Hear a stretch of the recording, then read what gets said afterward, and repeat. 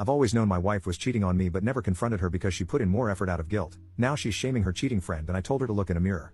My 29M wife, 29F, has been having an affair for 2 years, and I have been aware of it pretty much the whole time. We've been together for 7 years, married for 5, and we don't have kids. I have been working from home since COVID hit, and for the last 3+ years, she has been a secretary in a large office building. Now, I'm not going to pretend like we had the perfect marriage 2 years ago and that I can't believe she would do this. I was totally complacent in my life and really wasn't putting much effort into our relationship at all. That doesn't excuse what she did, and she had her own issues with intimacy and communication that led us to where we were then. I just want it clear I'm no saint in all of this. I totally understand we were basically roommates that, on rare occasions, satisfied each other's needs in bed. Well, I found out right away when the emotional affair started. I've got everything logged into every device we have, including my work computer. I mean synced email, text, photos, social media, etc. So I was basically reading her affair regularly, including when it became a physical affair about 4 weeks in. The part that told me this was over, though, was that I felt nothing about it. I was totally indifferent, maybe a little embarrassed at worst. When the physical affair started 2 years ago, I recognized that this marriage was at its end, and that I should just divorce, mostly because I felt nothing. I started looking into lawyers and figured we could just do this easily and amicably. Well, here's where the crazy part happens. When the emotional affair started, she seemed, I wouldn't say happy, but less sad. Then the weekend after the physical affair started, I got the shock of my life. She came into my office that Saturday morning and asked me to take her on a hike and picnic. Initially, I thought this was the moment to burst her bubble and reveal what I know. But I didn't. I decided to actually get up and do this. I kind of thought she was going to reveal it herself and ask for a divorce. We had a really nice time, it was a great day, and she never brought up anything. I chalked it up as one more good memory before we end this thing. Then she asked me out again that week. Then we had intimacy. I don't know if it was shame, or guilt, or what, but she was basically taking the initiative to improve our marriage. After that first week, she began to open up more about her feelings. For some reason, I had a fire lit under me and started to make some effort in our relationship. I began reconnecting with some old friends and got all the laundry off the gym equipment. The affair continued, but as we spent more time together over those early weeks, and since it really gave me no concern and everything seemed better, I decided to just forget about divorcing her and start enjoying my life. I do still love this woman very much. Up until 2 days ago, we were in a really solid place. We had outings every other weekend, date night on Thursday, regular intimacy, and communication. I don't even read their messages anymore, just occasionally to see if it's still going on. 2 days ago, I noticed she was having frequent and long conversations with one of her close friends. I asked my wife about it, and it turns out this friend's husband got caught having an affair, and my wife has been comforting her. This wouldn't have been a big deal, but my wife then started bashing the husband for cheating. I don't know why I said it, but it came out, you're one to judge. She got super defensive and pressed me for why I said that. I initially tried to apologize and move on, but she wasn't letting up, and I eventually spilled that I've known about her affair the whole time. She tried to play dumb, which annoyed me, so I started citing specifics. She then got really mad at me, started crying, accusing me of not caring about her. I got pissed and started yelling at her because I'm not the one having an affair. It got heated, and we went to separate rooms and slept it off. Yesterday morning, she got up extra early and went to work before I got up. I tuned back into their messages, and she had broken up with her affair partner. He was messaging her constantly on every app, and she just kept blocking him. She came home early yesterday. I went to talk to her, and she stopped me, looked at me, and asked, how could I let this go on? I replied, because I just didn't care. She then called me a huge jerk and locked herself in our bedroom until she left for work this morning. She got home tonight, said nothing to me, and locked herself in again. I can't even imagine in what bizarro world I could possibly be the jerk in this situation. Is there a perspective out there where I am? If so, please share it with me because in my mind, there isn't. Update 1. First off, I appreciate everyone's comments on the original post, except those of you who just get on and throw insults. You need therapy more than anyone on this whole sub. Anyway, the conversations I'm going to share below were in no way linear. We jumped around in topics, talking about this, which led to that, only to come back to this, reveal that, and so on. So, I'm going to just try and put it all together as coherently as possible. Like I said in a comment on the other post, my wife finally came out at around 12:30 a.m. Friday and joined me on the couch in my office. She curled up next to me and just cried for a solid 15 to 20 minutes, and we were just silent otherwise. When she was ready, we began talking until we were worn out. We picked that up again last night, which was also taxing. We finally finished up, for now, this morning. This includes long spells of crying, hysterical bonding, and a phone call to the affair partner while I listened. He was aware.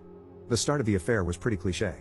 Flirty small talk makes her feel good, escalates, becomes messaging and sharing personal details, and eventually leads to kissing. Probably don't need to explain the rest of the escalation from there. We talked a lot about what got her to that point. She remembers it seemed like nothing she did could get my attention. I agreed with this completely. I also stated, though, that I don't remember too many attempts. She acknowledged that she wasn't very forthcoming in those days, always hinting at what she wanted and not just outright saying it. There wasn't any one moment, she said, that broke the camel's back, just a collection of times. When the affair partner came into the picture, the validation was intoxicating, especially in contrast to years of neglect. However, she said she felt a ton of guilt and shame. She was in the same spot I was when it started, assuming we would just divorce as we were largely just roommates at that point. The hike and picnic were supposed to be the last bit of assurance that our marriage was over. She did not expect me to agree to go or for it to be such a pleasant time. From that point, we started reconnecting, and she made the decision to make the effort as long as I kept making the effort. She opened up more, and I was responding. That got us to where we've been the last 2 years. As to why she didn't end it with the affair partner once I was back, she admitted she was just being selfish, kept telling herself she would but didn't actually want to. I was planning dates, listening, and back to initiating intimacy often. He doted on her and validated her. She had the best of everything. Eventually, she just convinced herself that what I didn't know didn't hurt me. This makes her feel stupid now, knowing I knew the whole time. We talked about my surveillance, and she said she is having trouble getting over this and feels betrayed. I didn't give her any excuses. It came up because she did ask how I knew, and I told her she's been logged into our old desktop and work computer on her email, Insta, Facebook, etc., for years, as well as it being connected to our cloud. I owned up to how wrong this was, but we both agreed that if we are going to make the reconciliation work, we're going to have to forgive each other for a lot of things. As many said and were right about, my "I don't care" statement was extremely triggering and hurtful. It took her right back to where we used to be. I took advice and organized my thoughts and told her that it wasn't that I don't care. I care about her immensely and changed for the better these last 2 years because I wanted to be there for her. I then explained I should have said it doesn't bother me. She's still trying to wrap her head around this. I'm trying to explain how I just basically don't feel jealousy or insecurity, which is hard to put into words. It also causes a mix of emotions on her end. I told her that having her be happy again made everything worth it for me. Also, the affair got me on my feet for the first time in years, so in a way, I've kind of told myself it was a blessing these past years. Finally, to address the breakup with the affair partner, she said once it was out, she went into a doom spiral, thinking everything in her life was a sham. She felt guilty over everything, she cut him loose, and locked me out. She was basically beating herself up for being awful to both of us. Listening to her call with him was hard even for me. From what she's told me in our conversations and from the call, I'm pretty convinced he is in love with her. I think he was holding out hope we would divorce at some point. She laid it out for him that we would not and were going to do everything to make this marriage work. He didn't beg or degrade himself but seemed genuinely hurt. When the call ended, she reblocked him and stated she has to go no contact so he can heal and actually go find someone, and we can fix our issues. We are working out our plans to fix our marriage. Not totally sure where to go from here. She wants individual counseling for herself, so we will make that happen. After she has done that for a while, we will probably start marriage counseling. We are also going to symbolically start fresh, and I'm getting a new work computer. From there, it's being open and honest with each other every day and making sure we are present in our lives. I love this woman very much and want to make this work. Whoa, hold up. Let's talk about this wild relationship drama. Picture this. A guy finds out his wife's been cheating, but instead of confronting her, he keeps it to himself. Now here's where it gets crazy. When she finally comes clean, she turns the tables on him. She's actually mad at him for knowing about the affair. And get this, he apologizes to her. Can you believe it? It's like a soap opera gone wrong. But seriously, let's break this down. Is keeping quiet about cheating ever okay? This story's got everyone talking, and I want to hear your thoughts. Drop a comment and let's discuss this relationship roller coaster. My wife just came out of the closet and said she doesn't love me anymore, but she doesn't want a divorce and said I could find a friend with benefits if I wanted to. I, 35M, have been with my wife, 29F, for 10 years, married for 4. She is, or was, the love of my life, and the thought of living life without her is unbearable. Yesterday morning, I woke up and noticed her sitting on the patio crying, so I obviously went to console her and figure out what was wrong. While fighting back tears, she managed to tell me that she's a lesbian, and she's so sorry. She isn't attracted to me anymore, but she also doesn't want to leave me. I've always known she was into women as well, but it was never an issue for me. We've had quite a few three-ways with different women over the years, and they've all been amazing. I've even been fine with her exploring that side of herself with other women without me. I just wanted her to be happy and fulfilled. The entire day was spent either crying or talking about our now uncertain future. All the plans we had made about buying a home, traveling, getting dogs and cats, and retirement went up in flames. We had a fantastic bedroom life up until just a few days ago. We would smash at least a few times a week, and we rarely failed to satisfy each other's needs. We experimented and grew with each other over the years, exploring and figuring out new ways to please one another. I told her I didn't blame her, that if she really is a lesbian, it's not her fault and she hasn't really done anything wrong. But it doesn't make it hurt any less. She's my best friend. We had such a wonderful, supportive relationship, and we've been through so much together. I can't stand the thought of losing her and starting over. She said she doesn't want to leave me, that she still wants a future with me, just without the smashing. But she also understands how unfair that is to me, so she's fine with me finding a friend with benefits or two if I wanted. All I really want is her though. I'm so insanely attracted to her and I make sure to tell her so every day. She's the most beautiful woman in the world to me, but finding out that attraction is one-sided has obviously shattered my heart and crippled my self-esteem. I don't know what to do. I'm certain most of the comments I get will be along the lines of move on or the classic lawyer up and hit the gym, but I don't know if I'm strong enough to do that. I'm praying she's going to wake up and realize she made a mistake, that she's just overwhelmed and confused. Deep down I know that's not how this works, but the wounds are still so fresh I'm grasping at any little straws of hope I can find. We don't have any kids, all our pets have passed away, but we did just move into a new house last week, so we may be stuck together until next March at least. I just want my wife back. Update 1. Hello Reddit, it's been a long time, and I figured it was about time to update you all on the roller coaster that has been the last year of my life. 1 year ago today, I woke up and got out of bed blissfully unaware of the fact that my life was about to completely crumble around me. I'll never forget the feeling of the world closing in on me as the most intense fear, panic, confusion, and grief began to set in. Initially, she said she wasn't going to leave me, that we could do couples therapy and figure out a path forward together. Of course, I agreed. 3 days after receiving that news, I was informed by my mother that my stepdad was diagnosed with stage 4 lung cancer. 3 days after that, I was told by my father that my stepmom was also diagnosed with skin cancer. Thankfully, my stepmom had surgery and is cancer-free. But my stepdad wasn't as fortunate, and he passed away last November. He was a wonderful, funny, kind, successful, and impressive man, and I miss him a lot. Having all of these things hit me within a week caused me to completely spiral out of control. I refrained from going to work, I couldn't eat, I couldn't sleep. I merely existed. I became one with my couch and distracted myself with hockey podcasts and the green stuff. My wife did her best to be there for me, but she was obviously going through her own turmoil, and she retreated into her own world, physically and emotionally. For a bit of backstory, she had spent her life with crippling anxiety, and the mere thought of a tough conversation was enough to cause her to break down crying. But months prior to all this, she had begun taking anti-anxiety meds, so now she was finally able to communicate to me not only that she was in the closet, but all the other times I had let her down.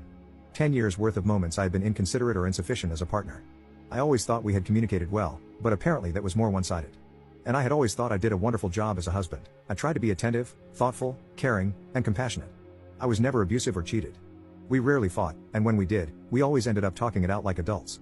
I thought I was doing a great job, but I wasn't doing the things she needed from a partner. But since she never communicated it to me, how was I to know? Hearing about all these little moments that I had let her down hurt like hell, but it also gave me a light at the end of the tunnel. A mission to save the marriage. I couldn't do anything about her not being attracted to me, but I could damn sure make up for every instance of neglect. I put together a plan to prove to her I was worth staying with. I surprised her with a picnic, got us tickets to the circus, made a reservation at a restaurant for the first time in my life, and took her for her favorite kind of food. I began learning French, as she's French-Canadian, took the lead on planning our next big vacation, and started writing her a song. I was going to give her guitar lessons since she had expressed interest in the past. I spent every minute of every day for the next 2 months figuring out ways to show her just how much she meant to me. She was also able to confess that she wanted children. We had agreed early on that kids weren't on the table, but she had a change of heart. And for her, I would have absolutely done it, and I told her so numerous times. In May, she left the country for a girls' trip to the Dominican. It had been planned for at least a year. We agreed to minimal contact during the week-long trip so she could get her head straight and really figure out what she wanted. We actually hooked up the day before she left, and it was the first time in 2 months I felt like everything was actually going to be okay. But the day she came home, she officially ended our marriage. During these months, so many people close to me went through tragedies too. One of my closest friends lost his mom to cancer, and a good friend from high school lost his wife to cancer as well. I had known her through work and got to see them begin their relationship, get married, and have a beautiful daughter, only for it to end so unbelievably tragically. And mere weeks before my stepdad's passing, my stepsister's longtime partner chose to end his life.